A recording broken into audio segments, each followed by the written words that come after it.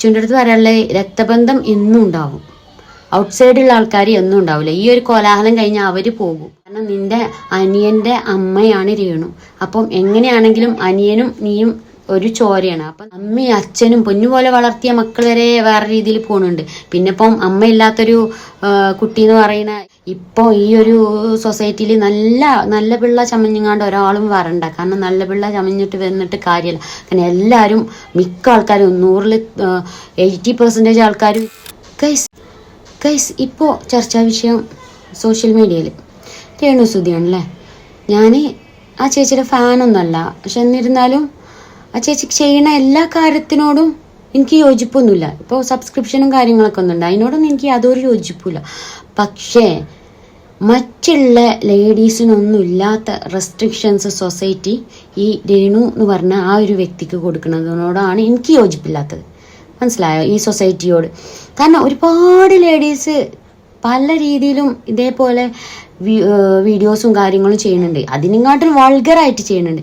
ഇപ്പോൾ തന്നെ നമ്മുടെ ഇന്ത്യയിൽ മലയാളി ഇൻസ്റ്റാഗ്രാമിൽ സബ്സ്ക്രിപ്ഷനിൽ ഒരു മലയാളി ലേഡിയാണ് ഹൈ ആയിട്ട് നിൽക്കണമെന്ന് പറഞ്ഞു. ഓർക്കൊന്നും ഇല്ലാത്ത എന്ത് റെസ്ട്രിക്ഷൻസാണ് ഈ രേണുവിന് ഈ സൊസൈറ്റി കൊടുക്കണമെന്നാണ്. പിന്നെ അതേപോലെ ഈ ആദ്യം മുതലേ ഞാൻ ആ ലേഡീൻ്റെ ഒപ്പം നിന്നുണ്ടെങ്കിൽ അതിന് അത്രത്തോളം ബോഡി ഷെയ്മിങ് ചെയ്തിട്ടാണ് ഞാൻ നിന്നത്. ഞാൻ അങ്ങനെ ഒരാളെ പേഴ്സണൽ ഇഷ്യൂവും അങ്ങനെ വന്ന് പറയാൻ ആഗ്രഹിക്കുന്ന ആളല്ല. അപ്പോൾ ഇപ്പോൾ കിച്ചു എന്ന് പറയുന്ന വ്യക്തി സുധിച്ചേട്ടൻ്റെ മകന് ഈ ലൈവിൽ വന്നിട്ട് ഇങ്ങനെ കുറച്ചൊക്കെ പറയുന്നത് ഞാൻ കേട്ടിട്ടുണ്ടായിരുന്നു. അപ്പം ഞാനിങ്ങനെ ആലോചിച്ചു, എന്തുകൊണ്ടാണ് ഈ കിച്ചു ഇങ്ങനെ പറയാൻ കാരണം. ഇപ്പോഴാണ് എനിക്ക് അതിൻ്റെ ഉത്തരം മനസ്സിലായത്. വേറൊരു ലേഡീൻ്റെ ഒപ്പം നിൽക്കുന്ന സെൽഫി കിച്ചു നിൽക്കുന്ന സെൽഫി ഞാൻ കണ്ടു. അപ്പം എനിക്ക് മനസ്സിലായി എന്തുകൊണ്ടാണ് കിച്ചു ലൈവിൽ വന്നിട്ട് അങ്ങനെ ഒരു ടോക്ക് ഉണ്ടാക്കിയത് എന്നുള്ളത് ഇപ്പം മനസ്സിലായി. കാരണം ആ ലേഡി എന്ന് പറഞ്ഞാൽ ആ ലേഡീൻ്റെ പേരൊന്നും പറയില്ല. കാരണം ആ ലേഡി നമ്മളൊക്കെ പിന്നാലെ കൂടിയാൽ സത്യം പറയാലോ മാക്സിമം അത്രത്തോളം മോശപ്പെട്ട രീതിയിൽ സംസാരിക്കുന്ന ഒരു വ്യക്തിയാണ് അത്. അതുകൊണ്ട് തന്നെ ഞാൻ ലേഡിയുടെ പേരൊന്നും ഞാൻ പറയുന്നില്ല.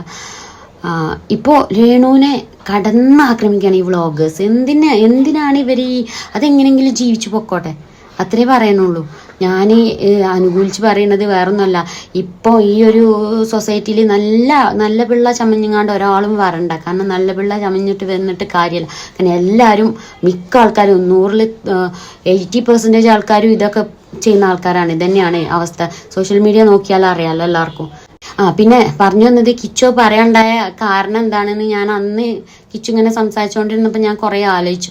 അപ്പോഴാണ് മനസ്സിലായത് ഇപ്പോൾ ഒരു ലേഡിയുടെ കൂടെ ഫോട്ടോക്ക് പോസ് ചെയ്ത് നിൽക്കണ കണ്ടോ. ഇപ്പം വ്യക്തമായി എന്തുകൊണ്ടാണ് കിച്ചു അങ്ങനെ പറയാൻ കാരണം എന്നുള്ളത്. ഞാനിങ്ങനെ പേര് പറയാത്ത ഇപ്പോൾ നമുക്കുള്ള മറുപടി, ഓൽക്കുള്ള മറുപടി, മറ്റോൽക്കുള്ള മറുപടി ഇങ്ങനെ ഈ വ്ളോഗേഴ്സ് ചെയ്യണ്ടല്ലോ, അതിനോട് തീരെ താല്പര്യമില്ലാത്ത വ്യക്തിയാണ് ഞാൻ. അതും കറക്റ്റായി എന്തുകൊണ്ടാണ് കിച്ചു അങ്ങനെ പറയാനുണ്ടായ കാരണം ഇതിനു മുൻപ് ആ ഒരു ലേഡി എന്ന് പറയുന്ന ആ ലേഡി വേറൊരു പെണ്ണിൻ്റെയും കുട്ടിയുടെയും ഇതേപോലൊരു ഇഷ്യൂവിൽ ചേർന്നുകൊണ്ട് അതിന് എത്രത്തോളം മോശക്കാരിയാക്കി സംസാരിക്കാൻ പറ്റുമോ അത്രത്തോളം മോശക്കാരിയാക്കി സംസാരിക്കണ വീഡിയോയും ഞാൻ കണ്ടിട്ടുണ്ടായിരുന്നു.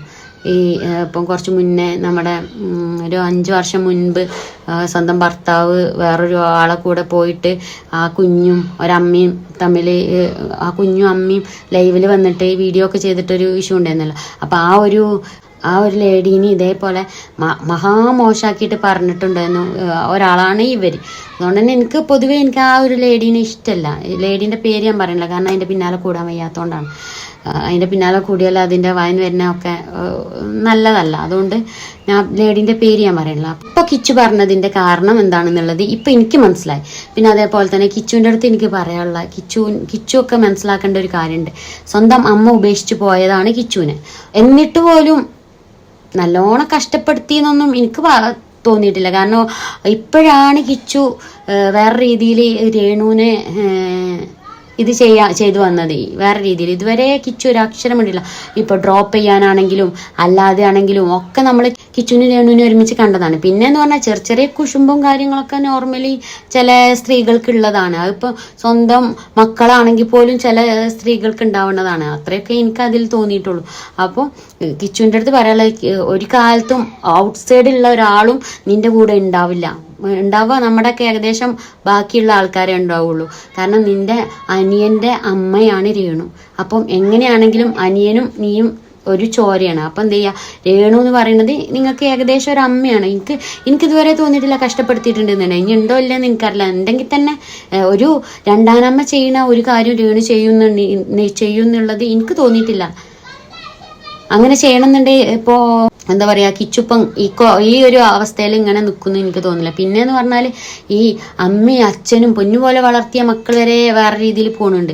പിന്നെ ഇപ്പം അമ്മയില്ലാത്തൊരു കുട്ടി എന്ന് പറയുന്ന ഈ കിച്ചു എന്ന് പറയുന്ന വ്യക്തി ഇങ്ങനെ ഇപ്പം പറഞ്ഞു ഇങ്ങനെ മദ്യത്തിന് അഡിക്റ്റ് ആയി എന്നൊക്കെ പറഞ്ഞിട്ടുണ്ടായിരുന്നു. അങ്ങനെ ഇപ്പോൾ അഡിക്റ്റ് ആവില്ല എന്നൊന്നും പറയാൻ പറ്റില്ല. നമ്മളിപ്പോൾ എത്ര നോക്കിയാലും അഡിക്റ്റ് ആവാൻ വിചാരിച്ച പോലെ അഡിക്റ്റ് ആവും. അതിനിപ്പം വേറെ കാരണങ്ങളൊന്നും ഉണ്ടാവില്ല. അപ്പോൾ കിച്ചുവിൻ്റെ അടുത്ത് പറയാനുള്ള രക്തബന്ധം എന്നും ഉണ്ടാവും.